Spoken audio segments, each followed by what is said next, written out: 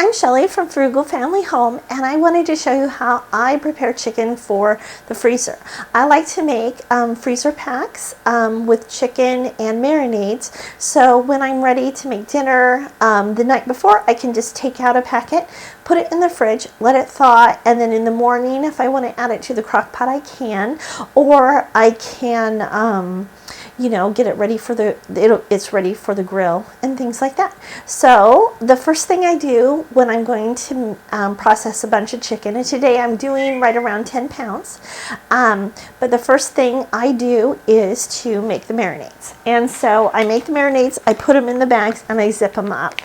And so today I'm making the world's best chicken, barbecue chicken, cranberry chicken, and Italian chicken. I'm also going to make some cut up chicken to make the easy sesame chicken, and also I'm going to make a fajita chicken and a herb rub chicken. So let me show you how I prepare the chicken first. Okay, so I wanted to show you how I cut up my chicken. Usually when you get the boneless, skinless breast, there's this kind of flappy piece on here, and I just use a sharp knife and I just kind of cut along here and take that off. Now, like here, there is a little bit of meat on here, and because I'm making up some diced chicken, I will take, you know, a little bit of that off to try to get any of the decent pieces of meat. But this one didn't have very many, but sometimes there's a really big thick piece of chicken there and you don't want to just throw it away. And then I just hold, just put this yucky, the fat portions, and I trim those off, and I just lay them out and then trim them off. And you know, when I get it to about this point, then I cut it in half lengthwise, and that gives me two thinner but pretty large pieces of chicken breast. And this is how we like them. They cook up a little quicker, and our family, you know, 1 pound of chicken is plenty for our family of 4, and I just like the chicken cut up this way. You can leave the whole breast like this, but usually a whole breast is more than a person needs for a serving at the meat at one meal.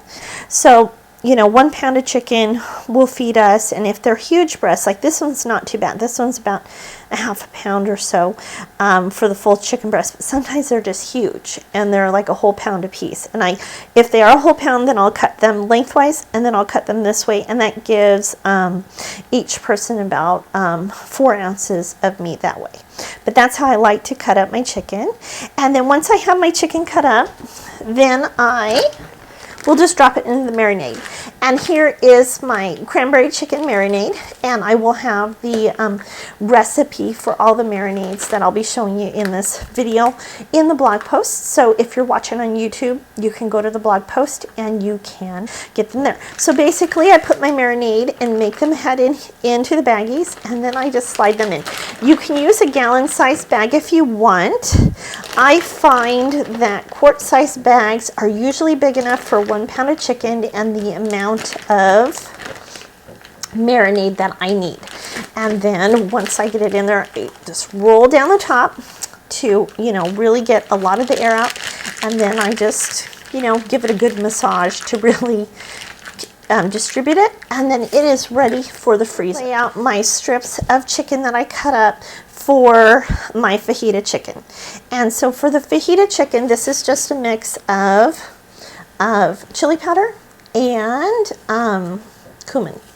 And I just put some on each side, rub it on here, and then I just stick it in the freezer in a Ziploc baggie.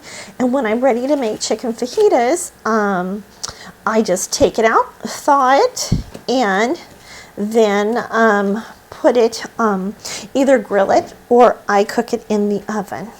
So that is the fajita chicken. Okay, and then this is my herb rub chicken. I just make a rub that I like for chicken. I sprinkle it on both sides just like I did the fajita chicken. And then I flip it over and I just sprinkle some on each side and rub it in. And, you know, I'm dipping into this rub and I'm not going to use the leftovers on anything else because it's been contaminated. So if I had another batch of this chicken to put it on, I would use it on that, but I don't. So I am just going to throw the rest away. I try not to make too much extra, but this time I made a little extra. So, and then this will go into a Ziploc bag too, and I will put it in the freezer. Okay, so this is what we ended up with out of our 9 pounds of chicken. We ended up with 8 meal packs, and the first one is the barbecue chicken, and that's just easy to make. It's just the chicken with some barbecue sauce added.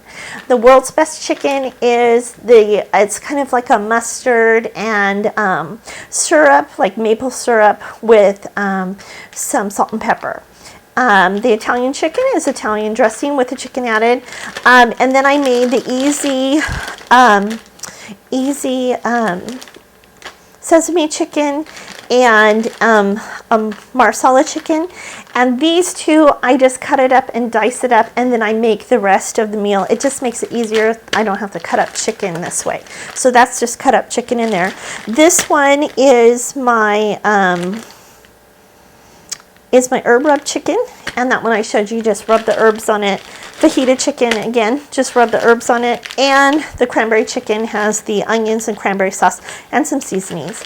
And I will be sure to have all of the recipes for these marinades in my blog post. So if you're watching this on YouTube, be sure to head on, grab the link out of the description and head on over there. And I just wanted to mention that you want to lay these flat when you freeze them, and just like that, get them as flat as you can, get as much air out as you can.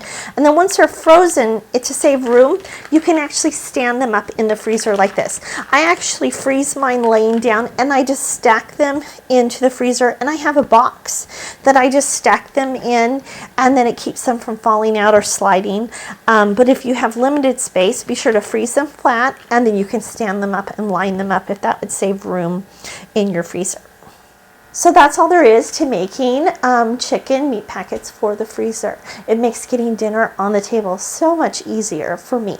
And if you'd like to find some more freezer meal ideas, or just good recipes in general that are quick and easy to make, head on over to my blog at frugalfamilyhome.com, and you can click on the recipe tabs at the top and find all the recipes that I share there. And be sure to subscribe.